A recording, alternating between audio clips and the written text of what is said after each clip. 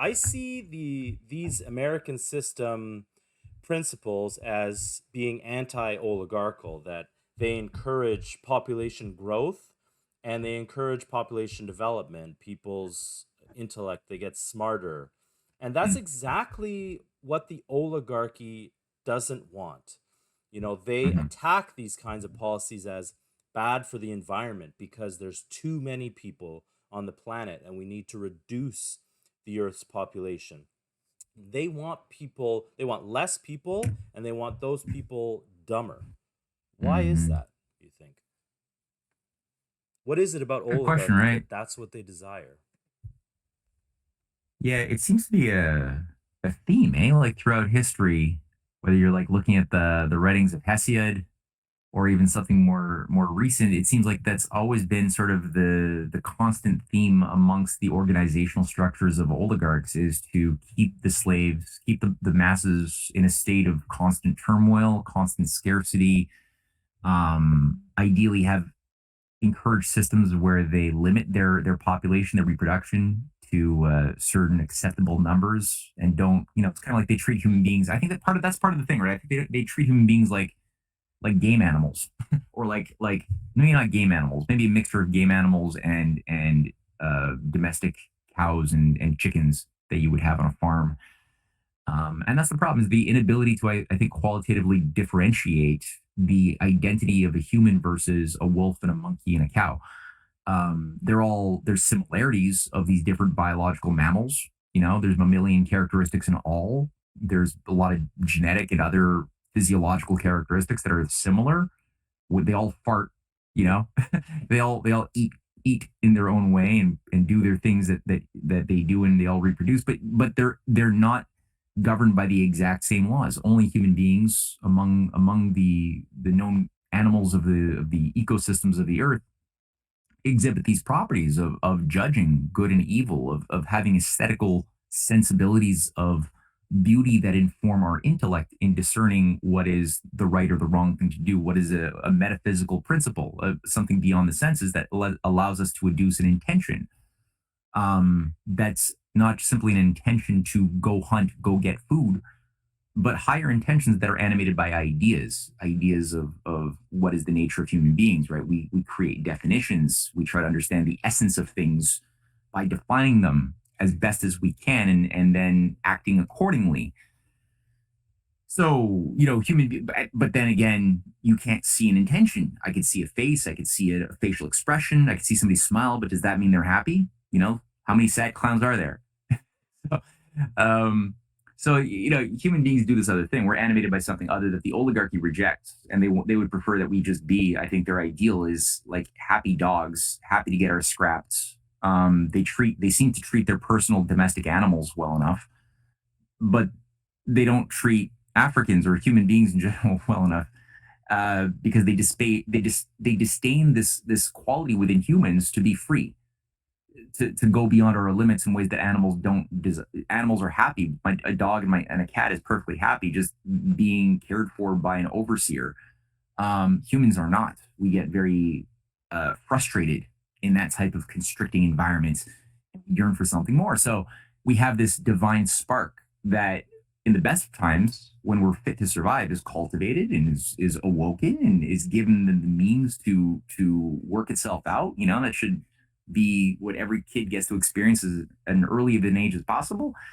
And oligarchs don't get that. They're offended by systems of education that are oriented towards helping young people discover what it means to be a human, have a relationship with their conscience, with their soul, as something that is real, in making discoveries of the universe of science that isn't simply memorization. And we have some examples of that now and again throughout history. They're always short lived, but whenever they happen, you have really great things that occur as effects.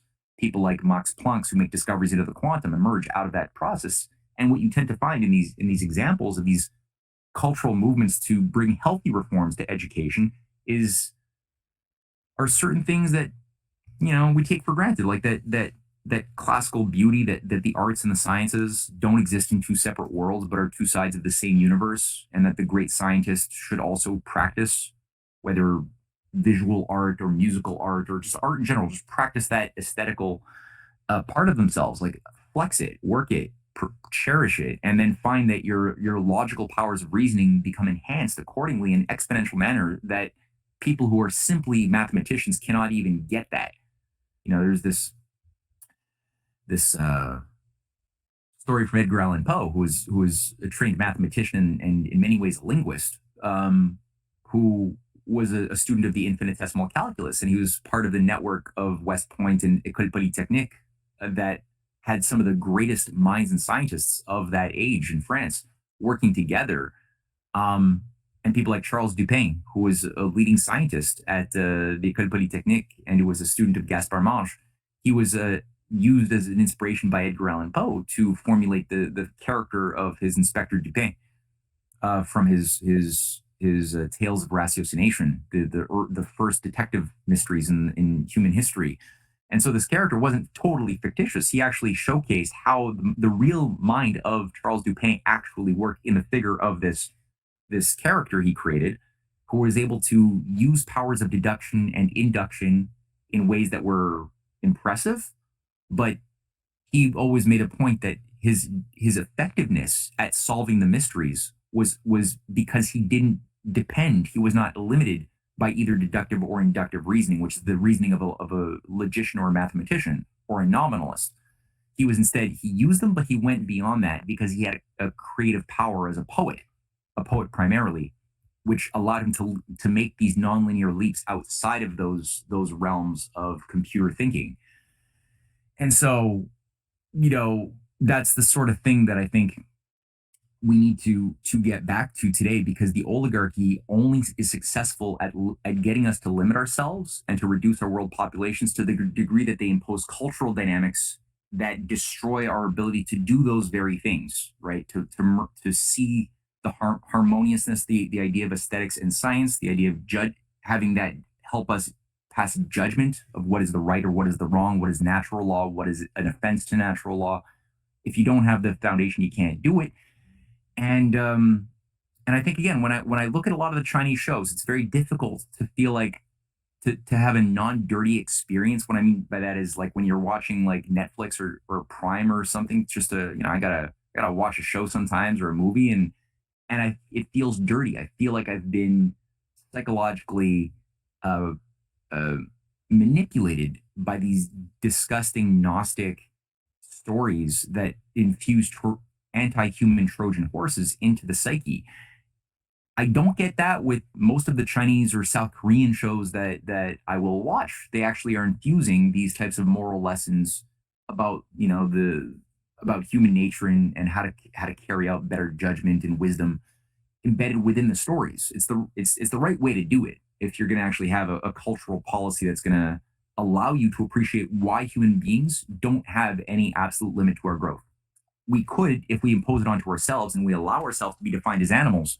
But if we actually see ourselves as humans, we're thus, defined by the character species of problem solving and always leaning into the unknown with the faith that we can generate from within ourselves solution concepts, then metaphysically and physically, there's no absolute limits to our potential growth in quality or in quantity within the universe, because as far as we can tell, the universe is actually an open system that's constantly in a state of creative change towards a certain state of improvement, of perfectibility. And that might offend some people who are listening to this show because they've been brainwashed into thinking that perfectibility is a moral attribute that has nothing to do with physics.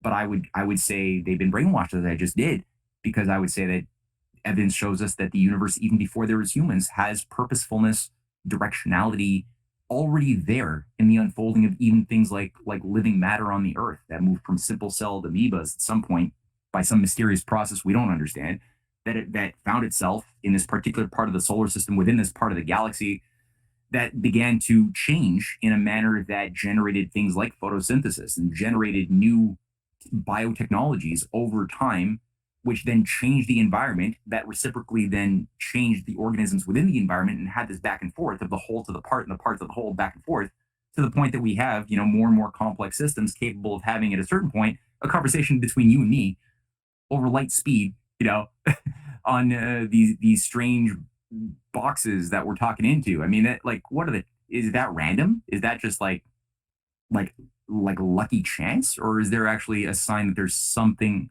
purposeful behind that whole process? Yeah, it's a big philosophical question, and one that I think we should get young people to wrestle with a lot earlier. Can That's why you, the for people? oligarchy doesn't like population growing. No, I mean they are threatened by people that are too numerous and too intelligent because they simply won't tolerate.